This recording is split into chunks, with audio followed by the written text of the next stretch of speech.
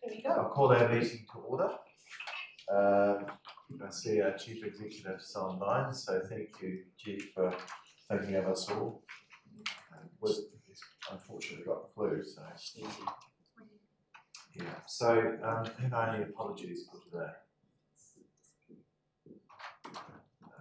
Over the week, Councillor Blakey is. He's here because I was talking. Well, I think it was someone I was talking to. Apology for lateness.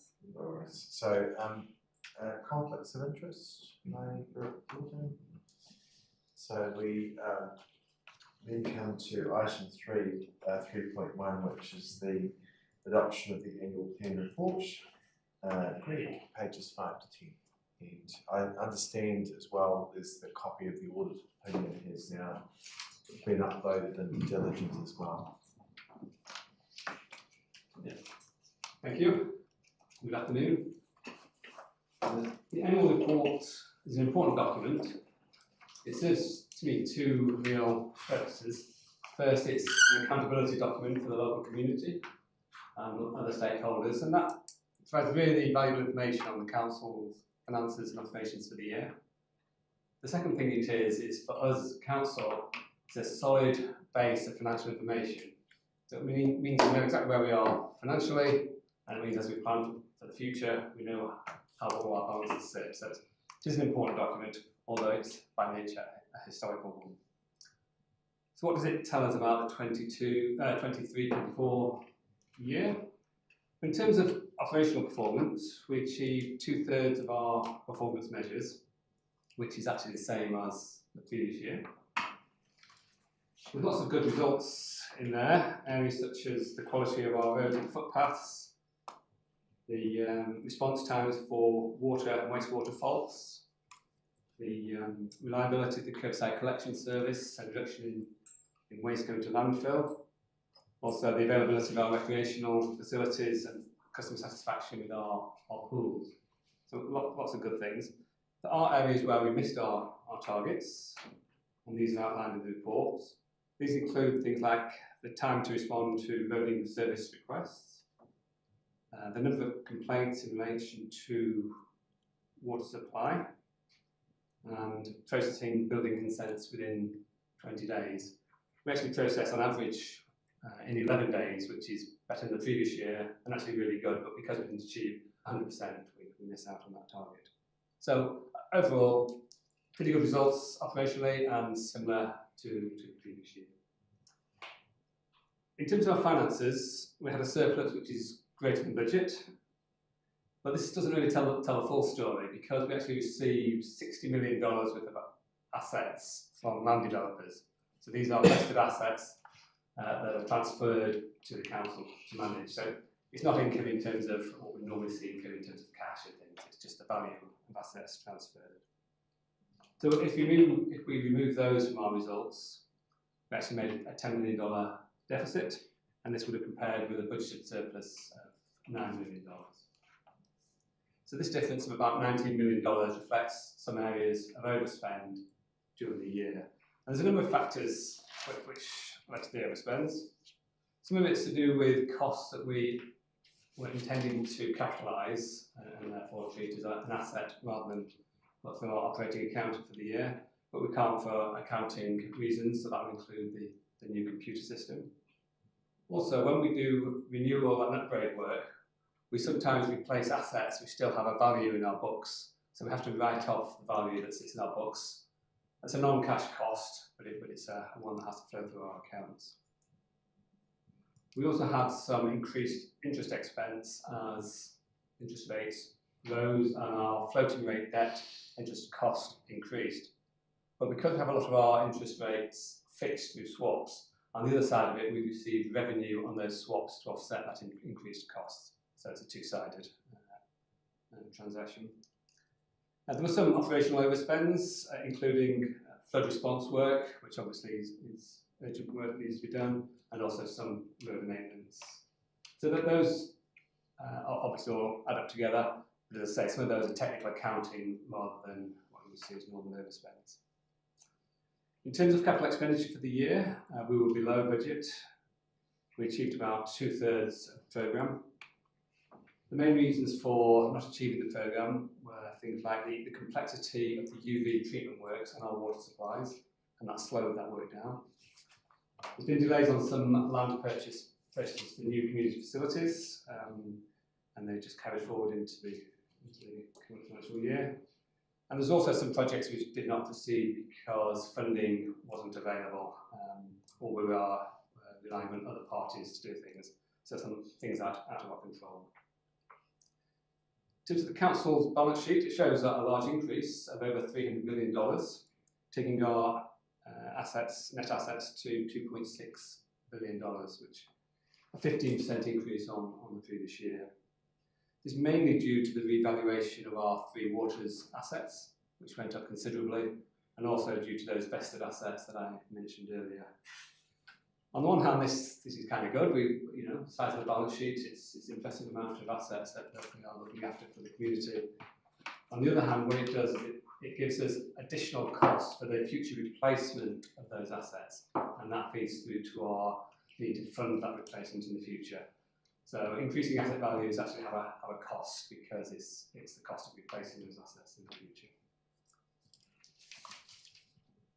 Our borrowing increased over the year, so we went from $180 million to $200 million. Of course, our borrowing is to fund our capital expenditure. The increase was less than budgeted because of the reduction, the less capital expenditure that we incurred compared with budget. In terms of our Treasury policy limits, we are well within all of these. And in terms of our key measure of net debt to revenue, it was actually lower in June 24 than in June 23. Net debt remains at a prudent level and is just over 6% of our total asset value. Just a couple more things to finish off. It's been raised with me that our community outcomes on page 10 and 11 of the annual report, and also in the summary, cross-refer to the United Nations Sustainability Development Goals. When doing the 2024-2034 long-term plan, the Council decided to remove those cross-references from the long-term plan. And so I've been asked if it would be appropriate to remove them from the annual report, which I'm happy to do so. I've also confirmed with the auditors that they'd be happy with that, because this is just a cross-referencing. It's not actually affecting the community outcomes themselves. I'm pleased to say that the Audit Director from Audit New Zealand, Yvonne Yang, has provided us with an audit opinion on both documents. And so we are in a position to be able to adopt the annual report today. The opinion's a clean opinion, and it confirms that in the auditor's view, the financial statements present fairly the financial position as at 30th of June 24, and also the Council's financial and operational results for the year. So that's nice to get that opinion through, always is. And finally, I just want to thank all the staff that have been involved in the preparation of the annual report this year, and also the audit team for their support and assistance. It is a big task putting together the annual report, and it's been a big effort on the part of a lot of people, and so a big thank you to them from me. Yes, great. So the audit report, as I read it, is clear. The mentioned around the question around the UN sustainability goals, my understanding response back is the auditor didn't have a problem with those being removed. So that's being recommended today by staff, is that correct? Well, I'm offering it to you. It's not so much my personal recommendation as an offer. You need that would need to be resolved, I would say, if we were to remove that from the list, or is it satisfactory that we give advice by, we probably do need to resolve that, I would say. If we were which page was it again? It's pages 10 and 11 of the annual report itself, different on diligent. What is your recommendation? Are you recommending that we remove if we so wish? It's a council matter from my point of view. I wouldn't make a staff recommendation on that. Okay, that's fine. Thank you. Any questions? Well, I'll test the meeting. You got a question, Catherine? Yes, reference to the sustainable goals, Greg. Can you confirm they're also on page 39 and 40 in the full report? Yeah, in both documents. They're in both documents. So we would remove from both. From that, right, thank you. Question, Councillor Williams?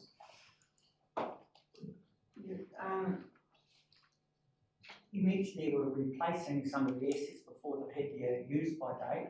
Is there a particular reason why we're doing that? Well, I've still got a book value user, or are we upgrading them, or, you know, I'd just like to tease that one out while we're doing that. Or maybe able to add some data on aware of the specifics, but it's typical that as you replace assets, whether it's water or roading, that you'll do a chunk of work, and not everything will be worn out at the same time, and that's just the nature of assets, that you have to do more than a pipe when you take out a pipe, or more than a pump when you take out a pump, and things like that. I don't know if you've got any particular examples, Paul.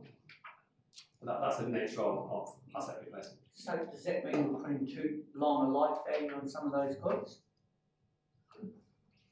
Well, we give a life a life depending on the asset itself. So a pipe, 60 years or whatever the number might be, comes at a different time, and that reflects. But as you do work, you often do more than one. So it is the way asset management is done. You give the individual asset a life and depreciate them on that basis. Okay.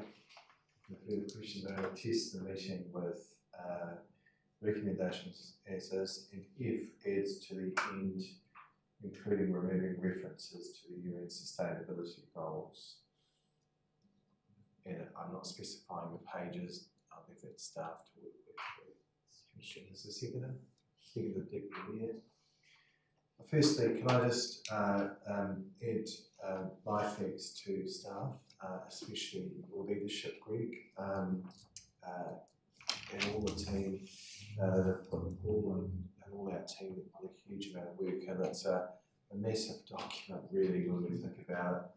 I've always been a bit perplexed in our process why we end up with a long-term plan and then we do an annual report later on. It does seem, to be honest, a bit of a double up of compliance, and maybe that's something that this government could have a look at.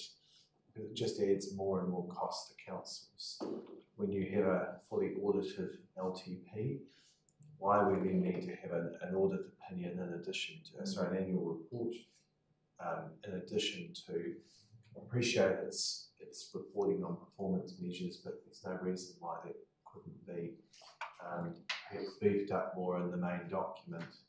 I just think that may be something that this government would have a look at as a more efficient way of operating, especially when we're being advised around things around being more efficient and core business. Other measures that have been raised.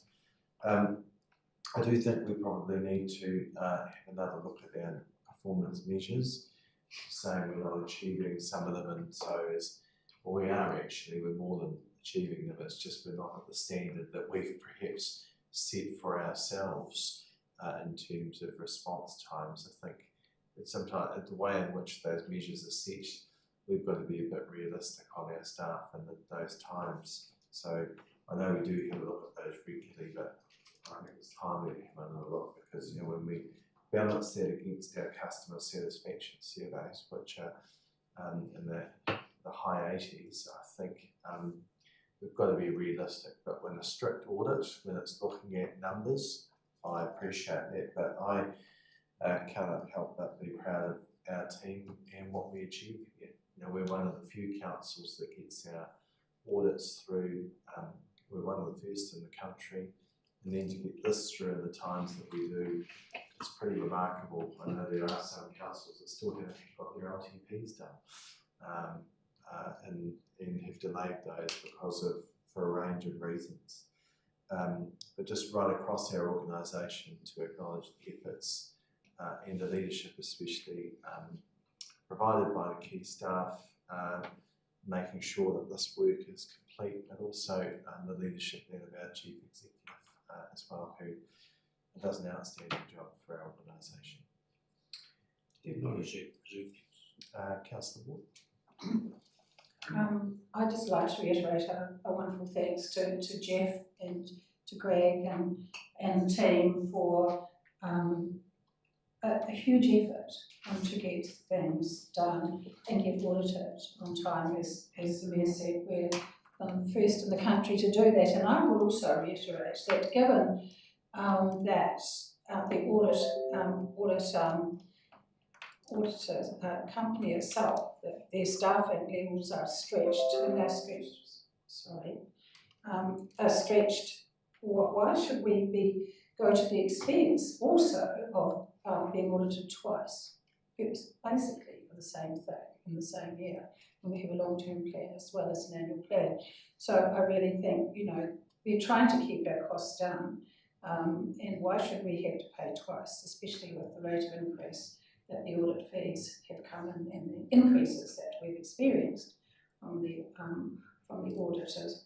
So I think there's a double reason here why we should push for being able to just do it once and not have the staff, for economic reasons, for staff reasons, because we are a very conscientious council, and we should be rewarded as such. Councillor Wood. Who the speakers? Which sounds your something? Just very quickly to reiterate what's already been said, but really when you look at our capital expenditure, and we've got 16.3 million of uncontrollable expense that we couldn't spend. Had that have been in there, we would have been somewhere up around 70 million spent, and 16 of that being out of our control that we can't do anything about, with the UV projects and the land purchases that are under negotiation. So we clearly had the capacity to do that, but just couldn't quite get there, and that's not through council or staff's fault. So if you put that together, as I say, you've got a $70 million spend out of 85 is pretty good, So I think that we're a lot better than what we were. I can remember sitting around this table a few elections ago, certainly asking the question about why were we getting nowhere near our capital spend, and I think we're certainly a hell of a lot closer than we've ever been, and I think with a bit more tweaking in the next few years we can even get better at it than we are now. Timing and all of those things prove that, and has been proved for many years, that it'll never be 100%, but let's see where we can get to. Maybe that might be the goal for this council in the future, to make sure that we keep that capital spend in the right area, and as councillors we're not pushing far too much onto the staff to achieve when sometimes it just cannot be done. But it's a good audit, and I agree with the previous speakers. I mean, why are we doing it twice makes no sense. Any further speakers? It's been well said. I'm happy with 5. So I'm going to put the recommendation. All in favour, please say aye. Aye. Contrary, declare that carried. Thanks, Greg. And very great. Greg's relieved that got through because he went on leave. Otherwise, he also reminded me that if we get through, I should also go on leave.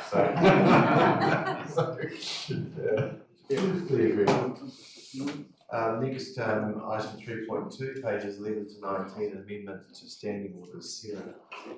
Yes, this is a simple report requesting a minor change in a couple of aspects to our standing orders. On the 1st of October this year, legislation changed again relating to membership, members zooming in or teamsing in to a meeting, and whether that is counted as part of the quorum or not.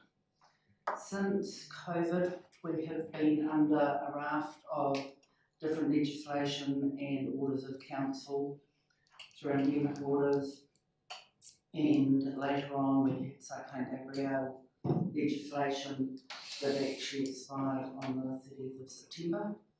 And through those various pieces of legislation over the last few years, we have been allowed to have members join by audio or video links and be part of the meeting. The latest legislation change enables that to continue. The government has seen that it is beneficial for such a situation, particularly in emergency management situations, However, the little fishhook is that it must be incorporated into our standing orders. Previous legislation through the last 3 or 4 years have actually overridden our standing orders. So we are seeking minor change as highlighted in your pages that we've extracted from the standing orders. And the quorum still relates to the membership of the meeting. So for the council, our membership is 11 with a quorum of 7 members, and for committees, membership is 5 members. They're the ones with the voting rights, and the quorum is 3 members. The exception to the committees is if the mayor joins, he has full voting rights. So if we had 2 members of the committee present and the mayor joining, that would make our quorum for 3. If we don't have a quorum, then the meeting will cease within 30 minutes if there is not a full quorum. Hence why it is always appreciated that members do send us in advance when there's an apology for the meeting, so we can ensure that we do have the quorums for the meetings to continue. So, happy to take any questions. Any good questions, Sarah? Yes, Williams. Just would like some clarification, Sarah. We talked about this morning at the UNR meeting. A typical standing committee that's 5 plus ex officio, so 6 total. We're going to have 3 of those people away. And wondering, only 3 members will be there, which would still constitute quorum. But this isn't particularly related to necessarily somebody joining online, but could you please clarify what is meant by the clause where a quorum of members is present, whether or not they are all voting or entitled to vote? So if we had people who weren't part of that committee, they were sitting on this side of the table, does that somehow, the way this is worded to me sounds like it says irrespective of their entitlement to vote. So those people who are not members of that committee that might be at the meeting don't make a quorum. They shouldn't. It just reads quite strangely to me that it sounds like it does according to this. Maybe some of that may be an old carryover of wording, and standing orders are under review at the moment at a national level, and will come back in February for further tweaks. However, the membership is the voting membership of that committee, so it's 5 members. Whether those members are present physically or online, they are still counted as part of that quorum. As long as we have 3 members present in one form or another that have voting rights to that committee, they count. Other members that come to the meeting that do not have voting rights are not counted as part of the quorum. That has always been the case. That makes very good sense, but that wording doesn't suggest that. The wording does. It says here, even with the new clause, a meeting is constituted where a quorum of members is present, either in person or via audio or audio video link, whether or not they are all voting or entitled to vote. If you just So delete that's the words very after strange to audio, video, and just delete the words after it. Yeah, that whether or not. Makes sense to me. Yeah, because it You don't doesn't, need to have that added. and that was in the old standing orders as well. So, I can have that, that's no problem. We sorry, Philip just said to the local government, which might be, but we can approve, the standing orders are our decision, how we word that. So if we delete that, we would be compliant, that word. Yeah, okay. We delete those words, whether or not they are entitled, all voting or entitled to vote, we delete those words. That then would, I think, clarify the position council meetings is raised, which I think is a sensible way, as long as we're able to. Yes. even just the words are entitled to vote, to remove those, because perhaps somebody who's not voting Or would just- be you would someone just like delete- me this morning who hadn't been at a preceding meeting that I couldn't vote on the minutes Just- because I wasn't there. Just delete the or entitled to vote, is whether or not they're all voting. Yes. Mr Mayor, doesn't that, just for that purpose, and Councillor Mellons has just raised it. So if you've only got 3 members there, and one of those members wasn't at the last meeting, then you can't do the minutes. You can't do any of those things. So isn't that the intention of the wording, as opposed to other members as such? It's other members of the committee that may not have been there that But can you vote. they can't vote on the reception of the minutes anyway, if they weren't there. Well, other members can't. Confirmation of minutes must be only done by people who have been present at the meeting. I think there's going to be another tidy up of standing orders anyway.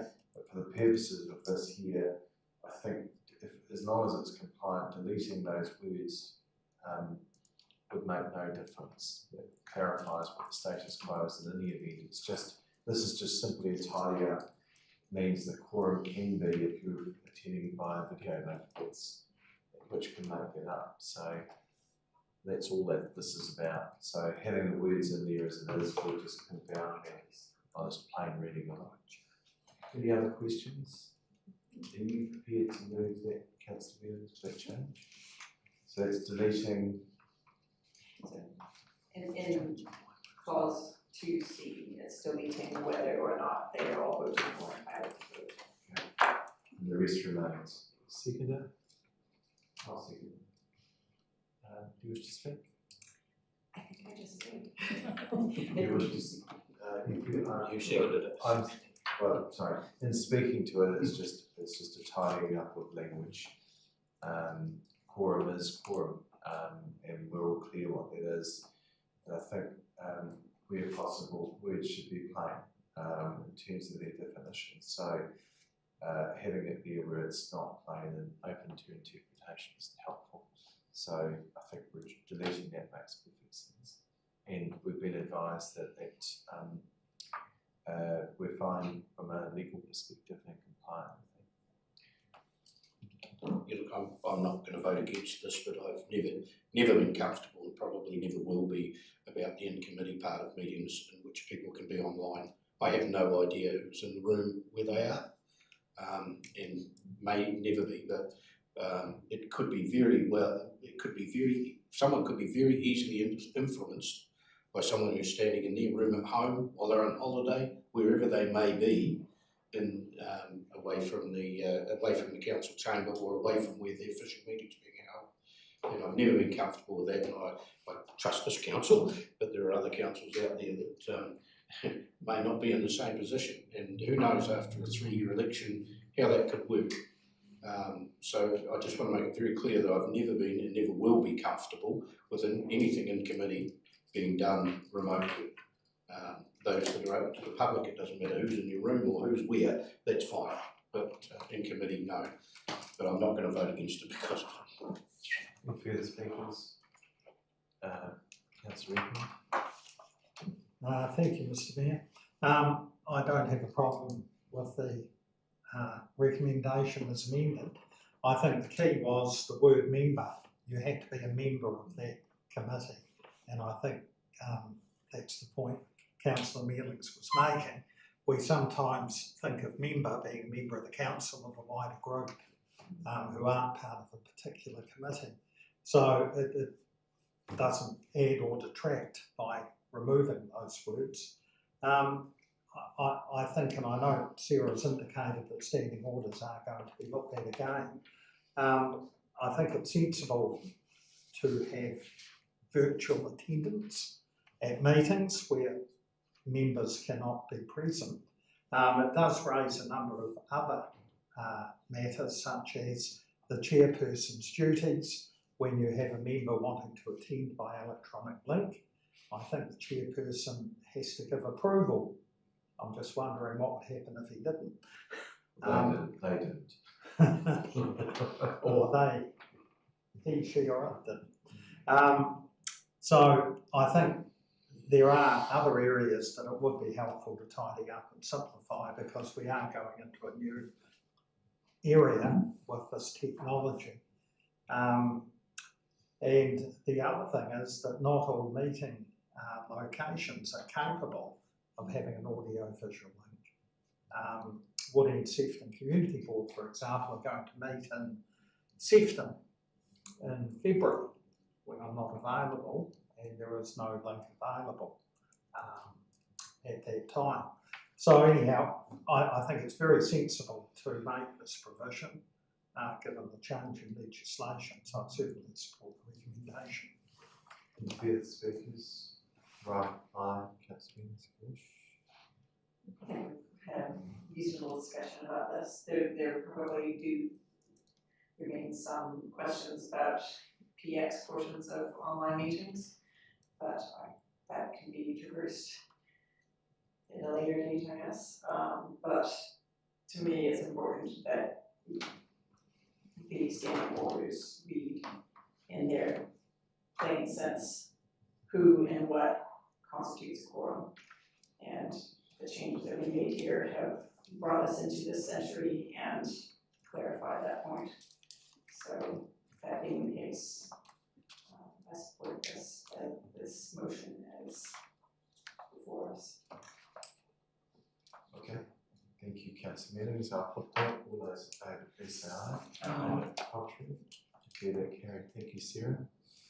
Thank you, Mr Mayor. And just to help Deputy Mayor, in Standing Orders 13.6, there is confidentiality with members coming online for public excluded meetings, that if the chairperson does not think that that audio link is in a secure environment, that person is alone, chairperson may actually terminate that link.